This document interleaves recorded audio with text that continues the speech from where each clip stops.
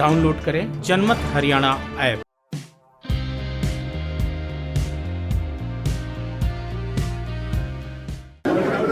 हमने अकेले इलाहाबाद नहीं, पूरे प्रदेश की जो 46 नगर पालिका नगर परिषद के चुनाव हैं उनमें अपने पार्टी की तरफ से प्रत्याशी खड़े किए।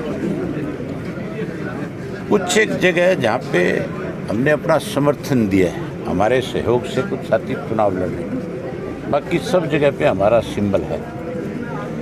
लेकिन भाजपा भी और कांग्रेस भी, जो बड़े दावे करने वाली पार्टियां थी कि हम सिंबल पे चुनाव लड़ेंगे, जो ये कह रहे थे कि शहरों की जो सरकारें हैं वो हम अपने दम पे जीत करके बनाने का काम करेंगे, वो दोनों ही मैदान छोड़ गए। कांग्रेस तो चुनाव लड़ ही नहीं रही, कोई सिंबल तो बहुत दूर की बात है। वो तो बेचारे इस राज्यसभा के बहाने से सैर सपाटे पे निकले हुए हैं। और रही बीजेपी की बात, बीजेपी केवल 12 जगह पे अपने सिंबल पे चुनाव लड़ रही है, बाकी जगह पे कहीं कोई सिंबल नहीं है। इसका मतलब उनको भी ये एहसास था कि अगर सब जगह सिंबल पे चुनाव लड़ोगे तो तुम्हारा दिवालिया पिट जाएगा, क्योंकि लोग सरकार से लंबे समय से खपा है, चाहे वो बेरोजगारी है, भ्रष्टाचार है, कानून व्यवस्था है, हर तरफ से लोग दुखी और परेशान हैं। अब लोग हर हालत के अंदर इस चुनाव के अंदर इनको सबक सिखाना चाहते थे, इसलिए इन्होंने चुनाव सिंबल पे नहीं लड़ा। एक और राजनीतिक दल है जो अपने आप को कहीं साबित करना चाहता है भी हम भी कहीं हैं धरातल पे, उनका तो इस चुनाव में दिवालिया पिट जाएगा। ये चुनाव हमारे और निर्दलीय जो चुनाव लड़े उन लोगों के बीच में रहेगा। भाजपा का भी पतन है ये चुनाव। आज मैं अपनी पार्टी के प्रत्याशी का नॉमिनेशन फाइल करवाने के लिए आया हूँ। हमारे 17 के 17 वार्ड के ऊपर हमारे प्रत्याशी हैं जो हमारे सिंबल पे चुनाव लड़ रहे हैं। हम तो सिंबल पे चुनाव जो है वार्ड का भी लड़ रहे हैं, लेकिन इनकी हिम्मत नहीं हो रही है, चेयरमैन का भी चुनाव नहीं लड़ पा रहे। मैं उम्मीद करूंगा कि इलाहाबाद की जनता जो है, जिस तरह विधानसभा के चुनाव में बाई इलेक्शन सरकार को, कांग्रेस को, सबको सबक दिया था, उसी तरीके से इस चुनाव में भी इनको सबक सिखाएगी और हमारे सारे प्रत्याशियों को ज़्यादा से ज़्यादा वोटों से जिताने का काम करेगी। दल ने पहले तो गठबंधन से अलग चुनाव लड़ने का घोषणा की, उसके बाद एक हो गए, क्या कहना चाहोगे? ये गठबंधन नहीं है, ये ठगबंधन है।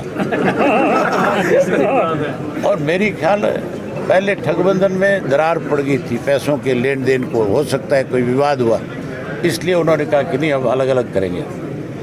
बाद में तेरे जैसे किसी साथी ने बैठा के इनका समझौता करा दिया, जो कोई लेन देन था आपस में वो पूरा करवा दिया, तो अब ये ठीक हो गया आपस में। इस राज्यसभा के चुनाव के अंदर भी आपको सुनने में आएगा बहुत बड़ी हॉर्स ट्रेडिंग होगी। ये जेजेपी वाले जो है बिना पैसे के, बिना किसी का भी साथ नहीं देते।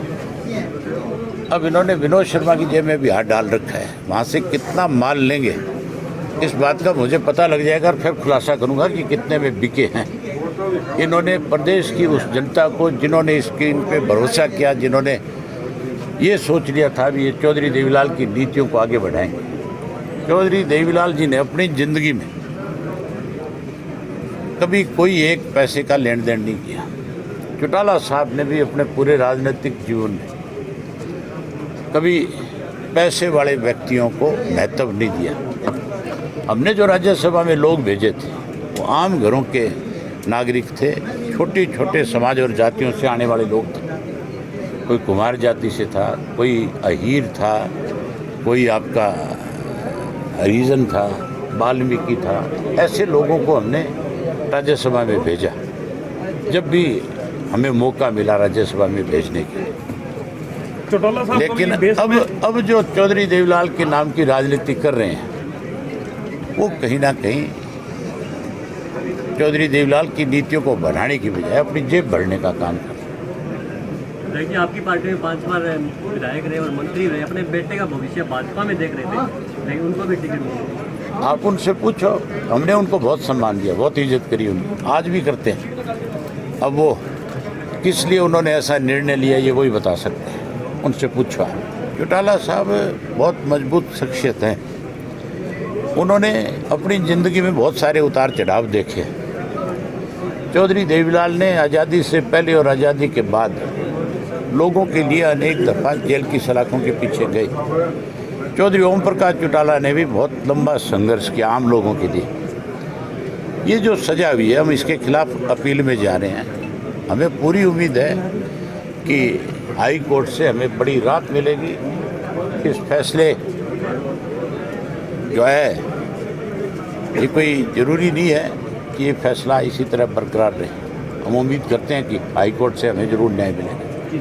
राजनीति के आगे, राजनीति के पीछे, हर हलचल को जानने के लिए हमारे YouTube चैनल जनमत हरियाणा को लाइक करें, सब्सक्राइब करें और अपडेट रहने के लिए बेल आइकन दबाना ना भूलें।